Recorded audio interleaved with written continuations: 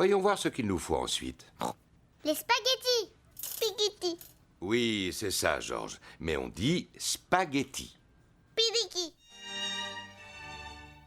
Radio. Spaghetti. Saison 2. Bonjour à tous, vous écoutez Chroniques fictives sur les podcasts de Radio Spaghetti et aujourd'hui je vais vous conter une nouvelle fantastique, non pas que je me vante de cette nouvelle que j'ai écrite, mais puisqu'elle est bel et bien fantastique du genre littéraire qui remet en question notre réalité en faisant irruption du surnaturel dans notre monde tel que nous le connaissons. Je vous conte donc Le Cerf et le Cerf-Volant.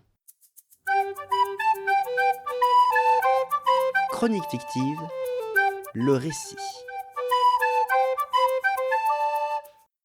Je n'étais pas très riche, plutôt pauvre en fait. Je vivais constamment dans le désordre, mais ça ne me dérangeait pas. J'étais éboueur et je détestais ce métier. À 20 ans, je préférais faire autre chose. Chaque matin, je devais me lever à 5h30 pour aller ramasser ces foutues poubelles.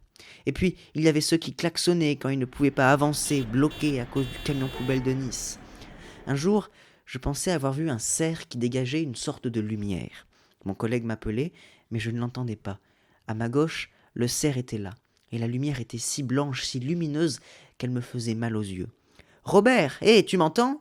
Allez, monte, on est en retard. »« Oui, j'ai rêvé. » Une voiture apparut de l'endroit où j'avais cru voir le cerf. C'était juste une voiture. Puis, la voiture que j'avais prise pour un cerf sortit de mon esprit. Il était 20h30, le journal du 20h sur France 2 venait de se terminer. J'avais faim, très faim. J'hésitais entre McDo et pizza. C'était un choix important. J'avais mangé à McDo la veille, l'avant-veille et les 2 jours précédents aussi, et avant encore à Burger King. Mon choix fut donc pour une pizza. Je pris ma veste, mes clés, j'ouvris la porte pour sortir, mais avant de faire le premier pas, je vis dans un coin de mon bazar mon vieux cerf-volant que mes parents m'avaient offert 2 ans avant de mourir, dans un accident de voiture.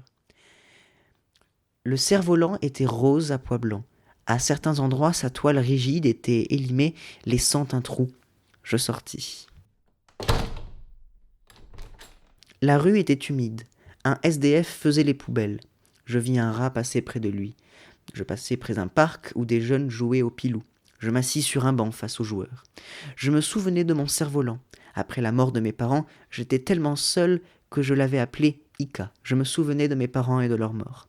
Leur mort était très mystérieuse. Ils auraient été renversés par une voiture. Un témoin disait que c'était une voiture blanche au phare blanc. Mon père était chasseur. Un jour, il était allé trop près d'une ferme et avait abattu le cerf d'un collègue à lui. J'avais 10 ans quand mes parents étaient morts. Les joueurs de pilou avaient arrêté de jouer. Ils étaient face à moi, à 5 mètres. Ils avançaient lentement. « Bonjour, je peux faire quelque chose pour vous ?» leur demandai-je. Ils ne me répondirent pas. Ils avançaient encore, ils étaient tout près. Je m'aperçus que l'un d'eux n'avait pas d'yeux, et qu'un autre en avait, mais qu'il dégageait une faible lumière rouge. Saisi par l'angoisse, je fis un bond de 2 mètres, et je partis, prenant les jambes à mon cou. Pendant 5 minutes, l'adrénaline me donna la force de courir. Je me retournai, il n'y avait personne. Je ralentis. Il faisait de plus en plus humide.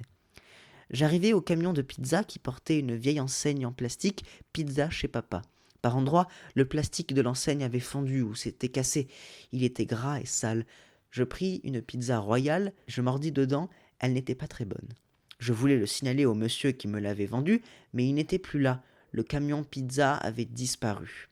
J'entendis un bruit de voiture derrière moi et un cerf bramer. Je me retournai et le vis à nouveau. Le cerf. Il dégageait la même lumière blanche, éblouissante, aveuglante. À un de ses bois était attaché mon cerf-volant.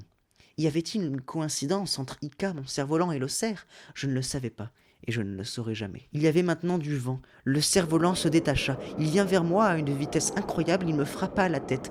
Je m'écrasai par terre, je tombai dans une flaque. J'étais trempé. Mes vieux vêtements achetés avec le salaire minable d'éboueur s'étaient remplis d'eau. J'avais froid, très froid. Mais je n'étais pas tombé dans de l'eau, mais dans une flaque de sang. Le cerf approchait, je ne pouvais plus bouger, sa lumière me brûlait le cristallin. J'avais l'impression que mon nerf optique était en feu. Je vis derrière le cerf le marchand de pizza, la tête écrasée sûrement par le cerf. Du crâne du pizzaiolo, je vis sortir son cerveau écrasé, broyé. À côté du feu marchand de pizza, son camion. Il avait les vitres brisées, explosées. La vieille enseigne en plastique était réduite en poussière. Le cerf s'approcha de moi, il me marcha dessus et passa son chemin. Il partit. Je me relevai. Je n'avais rien, à part une marque bleue laissée par mon cristallin un peu brûlé.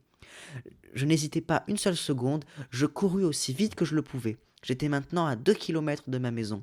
J'étais sur un chemin peu éclairé. Les quelques lampadaires espacés de 10 mètres chacun dégageaient une lumière jaune. Le lampadaire le plus proche surchauffait un peu et un petit sifflement électrique sortait de son boîtier. Il semblait chanter. Au loin, la route disparaissait dans le noir. Soudain, l'horreur me saisit à nouveau. Devant moi, le cerf, encore. Il était là, à 30 mètres. Il se mit à courir. Il fonçait sur moi. Pendant qu'il se rapprochait, j'aperçus sur son torse un trou, comme si on lui avait tiré dessus. Je m'y connaissais en armes, mon père était chasseur, et avec mon expérience, j'en déduisis qu'on lui avait tiré dessus avec un Bergara BA-13, la même arme qu'utilisait mon père. J'en avais oublié que le cerf me fonçait dessus. Il me percuta, je perdis mon équilibre, je tombai dans un fossé. J'y restai, j'y suis encore. Je restai là, éternellement. Je vécus éternellement sans rien pouvoir dire, toucher, bouger, entendre, sentir. Je pouvais juste penser. Et sans le savoir, j'avais suivi le même chemin que mes parents. J'étais tombé dans le même fossé. Ils étaient là, tout près, juste à côté. Il m'aurait suffi de tomber la tête légèrement plus à gauche et je les aurais vus. Eux me voyaient, ils m'appelaient dans leur tête. Mais ça, je ne le savais pas. C'était Chronique fictive, le cerf et le cerf-volant sur les podcasts de Radio Spaghetti. À écouter et réécouter sur radiospaghetti.blogspot.com.